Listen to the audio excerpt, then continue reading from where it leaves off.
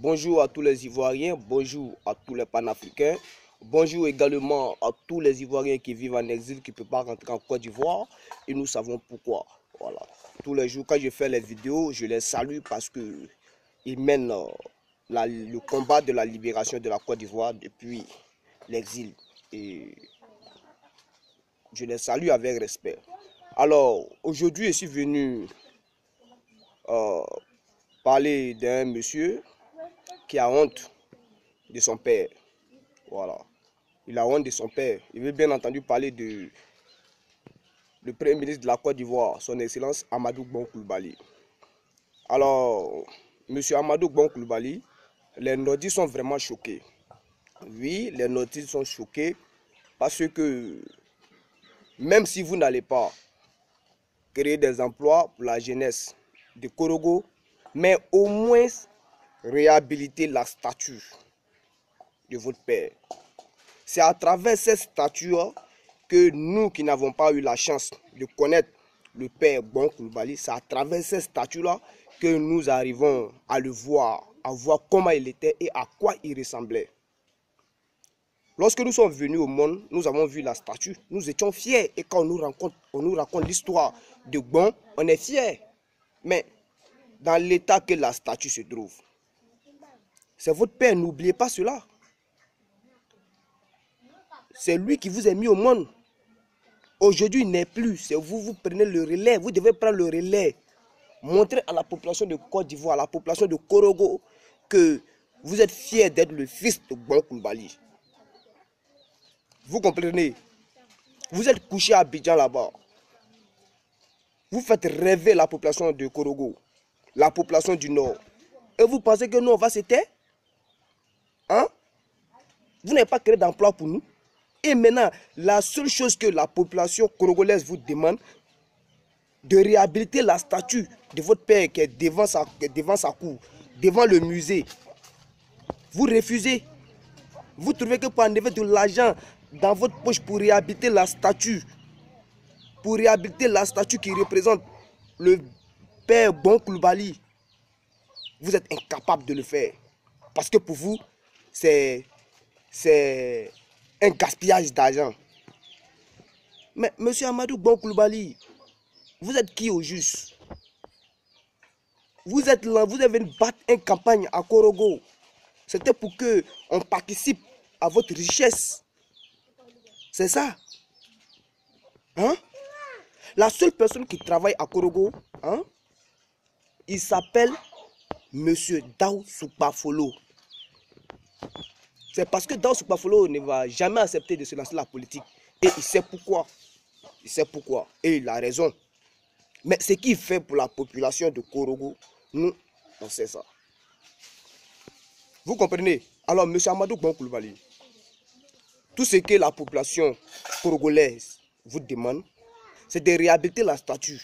Là, demain, si vous n'êtes plus, qu'à travers cette statue-là, que la génération du futur puisse voir l'image de Bon Coulibaly. C'est ça.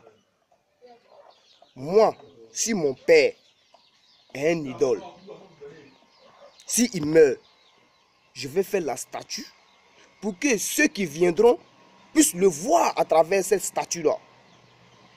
Oui, parce qu'il s'est battu dans son temps. Et Bon s'est battu pour Korogo. Et tout le monde le savent. Tout le monde le savent. Même Nana Félix Houphouët-Boigny, qui a pris soin de vous. Est-ce que vous avez pensé à, comment on appelle, à faire une statue pour lui faire hommage? Vous ne l'avez jamais fait. Jamais du tout. Alors, quand c'est pas au sérieux, vous voyez, Amadou Bon n'a rien fait pour la population congolaise. Et il refuse de réhabiliter la statue de son père. Venez encore, vous allez voir dans l'état que la statue se trouve. Et on me dit, moi je parle trop. Moi je parle quand j'ai raison. Et quand j'ai les preuves. Tout dernièrement, on vient de brûler une école, l'école Bethléem. Sous prétexte que ce dernier a parlé mal au chef de canton. Mais quand vous regardez bien, c'est de la politique. Amadou Bon veut faire cette école-là une école publique. Vous voyez.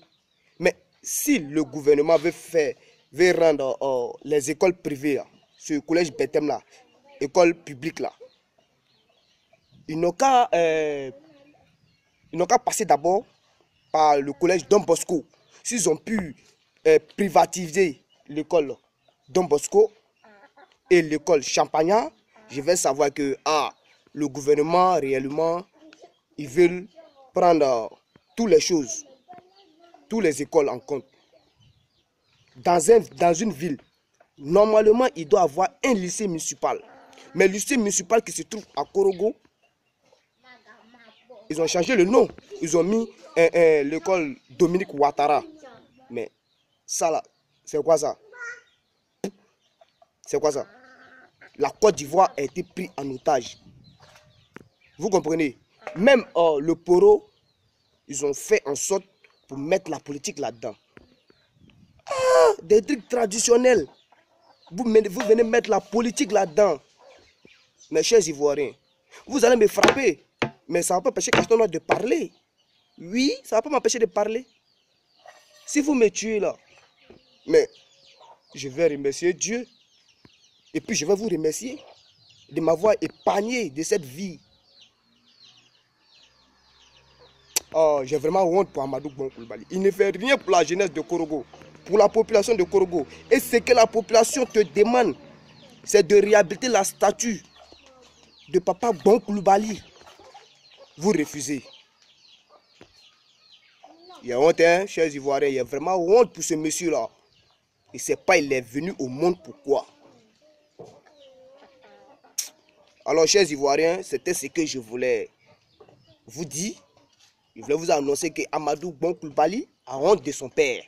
Voilà, il a honte de son père.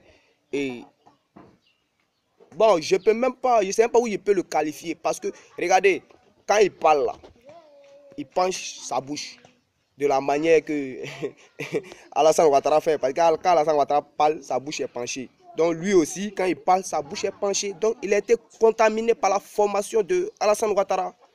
Voilà, il veut beaucoup le ressembler. Et il se ressemble. Dès que les bouches ont commencé à se pencher, donc la population doit savoir que le démon a pris son contrôle. Hein? Le démon a pris le contrôle d'Amadou Bon Coulibaly. Alors, chère population, c'était ça. Voilà, c'était Carton Noir, le Cordia sans phare. Oui, et je suis fier de dire la vérité. Voilà, et je vous aime. Ciao, ciao.